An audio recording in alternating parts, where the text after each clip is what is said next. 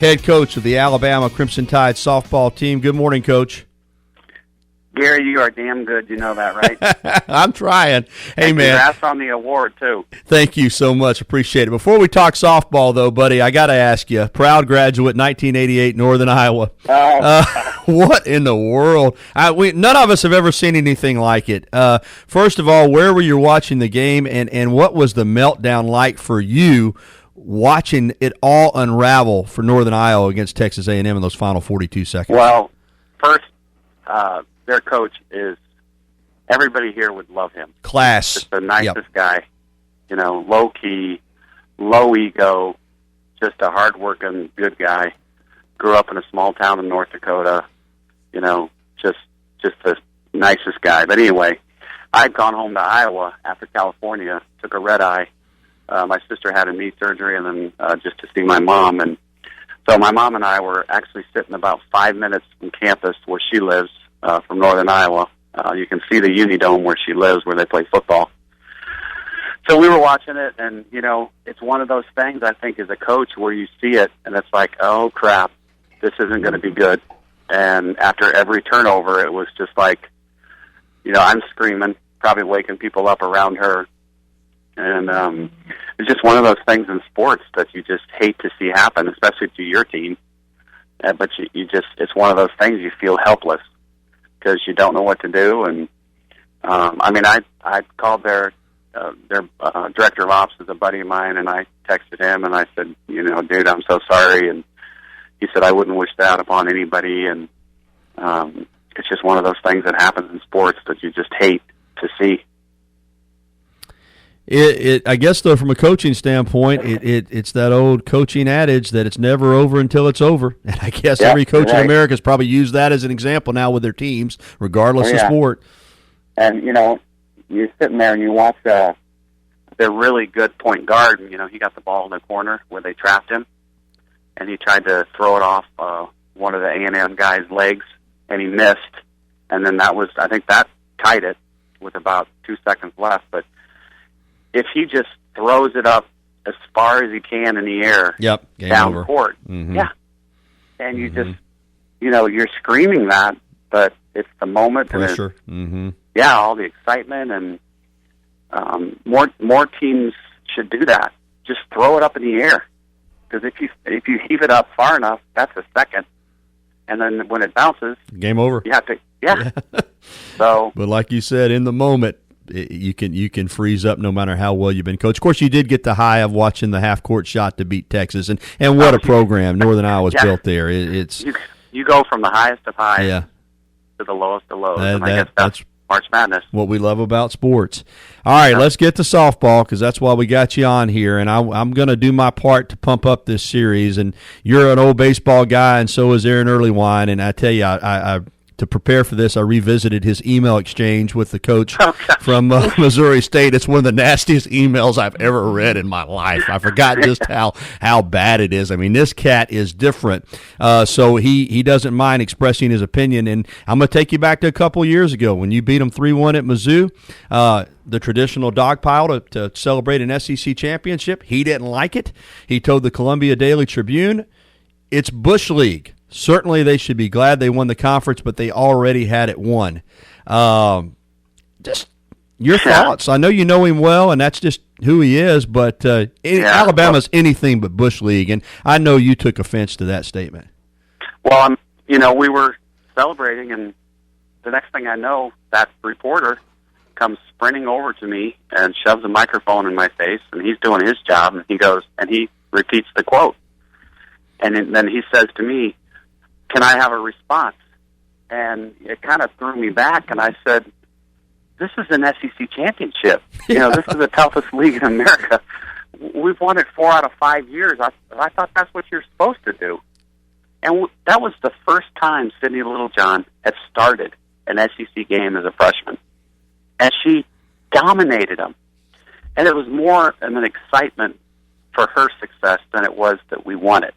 Because Jackie had pitched the night before, gotten beat. And I said, Sydney, we're going to give you a start. She beats them. The next night, Leslie Jury, she shuts them out. So it was our 2 and 3 pitchers that actually clinched the conference. So I think that's the difference in our program and a lot of programs where our kids and our coaches were so excited for the success of Sydney that's why we did that, because it was just like, and Jordan Patterson got to catch the last game, and she made a hell of a play to save a run, and we all celebrated with her. But I don't think some teams have that, chemistry and that the level of love for a teammate's success. And he's a good coach. He's a very good coach.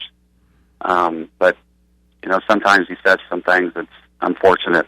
But like you said, he's brutally honest. And, that's just the way they do it. How would you characterize your relationship with him now? Is it good? I hardly ever see him recruiting because we recruit different areas. The only time I'll see him is when we play or at the SEC coaches meeting, and it's usually a hi, but that's about it. Well, you're going to see him this weekend, and I want to remind fans, it's a Saturday, Sunday, Monday series.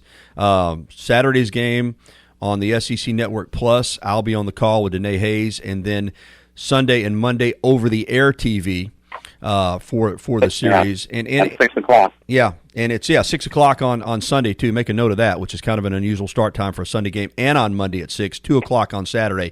But it's a big series. We know this league. I don't have to run down the numbers for you. You're 8th in the country, and there's several SEC teams ahead of you in the top 10. You lost your opening series at LSU 2-1, so this is a huge series. I know it's early, but this is a huge series for your club coming up this weekend at home. Yeah, and I think one of the more important numbers is RPI. And in softball, unlike basketball, when it comes down to the nitty-gritty at the end of the year, when they start deciding who hosts regionals and super regionals, you can basically go down the line, and the RPI is one of the biggest contributing factors to who plays at home. Right. And the first one came out Monday, and we're 9th, and I think they're 11th. So this is huge, and we definitely need to win the series because this could mean the difference between the top 8 seed versus 9 through 16. And you don't want to be playing on the road for a super regionals because we've done that before and it's not fun. So, and they're obviously a very good team. They got a good lefty that throws hard. She's actually from Iowa. Kind of a weird story, but she was supposed to come and visit us the weekend of a tornado, and she didn't get to come. And she ended up at Missouri.